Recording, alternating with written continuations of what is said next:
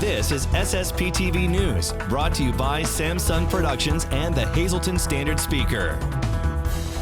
State Senator John Udijak reacts to the latest set of COVID-19 mitigation efforts from the governor and the State Secretary of Health. Welcome everyone, and thank you for watching. I'm Ken Carr with your local information. Let's get to today's in-depth news feature as our Janine Lasan has a discussion with State Senator John Udijak.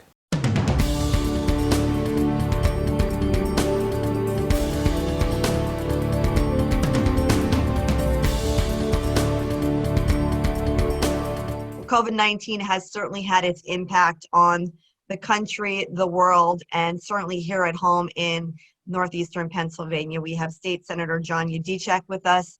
Senator, thanks for joining us here on SSPTV News. Thank you. We want to talk about some of these issues that COVID-19 has impacted, especially the economy has been definitely crippled through the pandemic.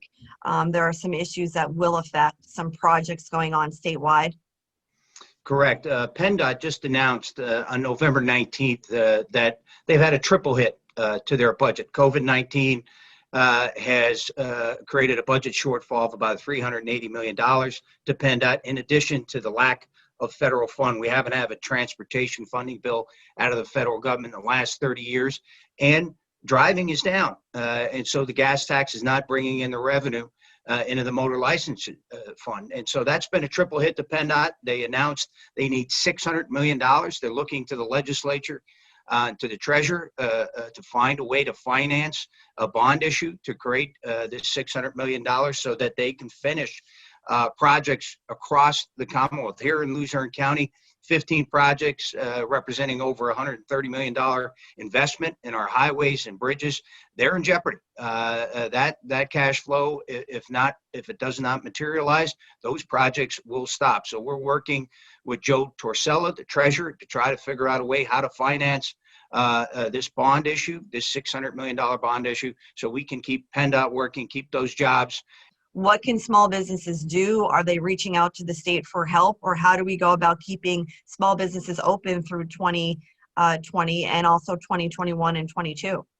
Well, we have driven out a great deal, well over $250 million to small businesses in Pennsylvania through the CARES Act, through the federal stimulus package. We hope that there will be another federal stimulus package within the next 60 days so that we can help those small businesses. We were able to pass a state budget, without raising taxes or fees. So that's a win on our small businesses and our low wage earners. We need to do more. However, we have a small business loan program here in Luzerne County that we created in 2011 after the floods ravaged the Wyoming Valley. That program is very important in helping sustain businesses.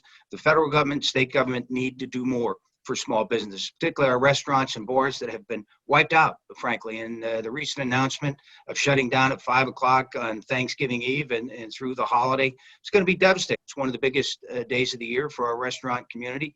It's going to be devastating to that part of our economy. So Commonwealth of Pennsylvania and the federal government, U.S. Congress, need to step up and drive more dollars to these small businesses that sustain our community.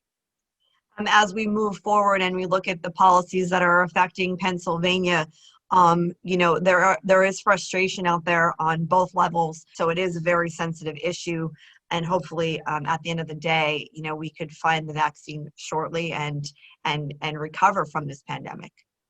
Yes, the virus is with us. It's serious. It is a serious health threat, and we have to treat it as such. Unfortunately, partisan politics, the polarization of our political conversation in this country has infiltrated even our response to the pandemic.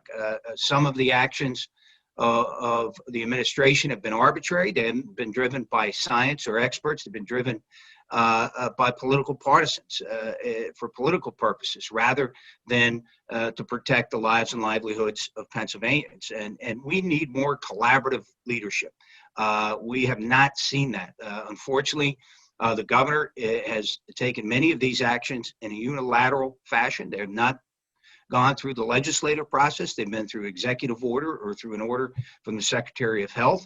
And without collaborative leadership, you cannot convey to the public a credible course of action. We are either in it together or we cannot beat back this virus. We need to work together, Republicans, Democrats, Independents, governor, the state legislature, working together to come up with a plan so that we can get beyond this pandemic. It's great news on the horizon related to the vaccine. That's a testament to American innovation, that the private sector and public sector collaborating, working together. We need to look to that success story, and hopefully by the end of this year, those vaccines will start to be distributed, and we'll get beyond this terrible pandemic that has taken far too many lives and ruined far too many businesses.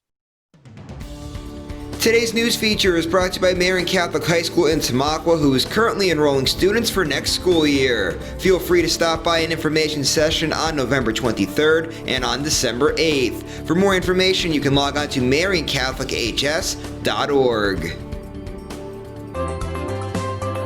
Time now for weather on SSPTV News. The ovens will be hovering around 450 degrees for the turkey, but what will the weather outside be like on Thanksgiving Day? Here's our forecast from the National Weather Service. Showers are likely before 4 p.m., 70% chance of precipitation. It will be mostly cloudy with a high of 54 degrees. Thursday night, mostly cloudy with a low of 40 degrees. Friday is partly sunny with a high of 51.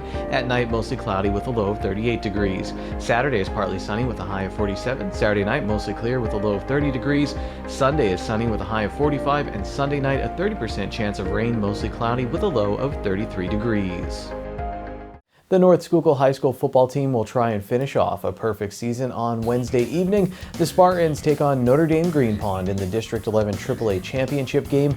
This game was postponed because North Schuylkill played Tamaqua in the last week of the regular season, and Tamaqua had a player test positive for COVID-19. District 11 decided to not be part of the state playoffs this year so they could get in a full district tournament, so this game will be the last one of the year for both teams. More sports coming up as we catch up with two Hazleton area softball players who are committed to Division I colleges. And next, our JC Jimenez has a new gaming segment where he talks about the new Xbox and PlayStation gaming consoles. And in the SSPTV Spotlight, an interesting case from the Judge Stevens show involving a Mike Schmidt home run ball.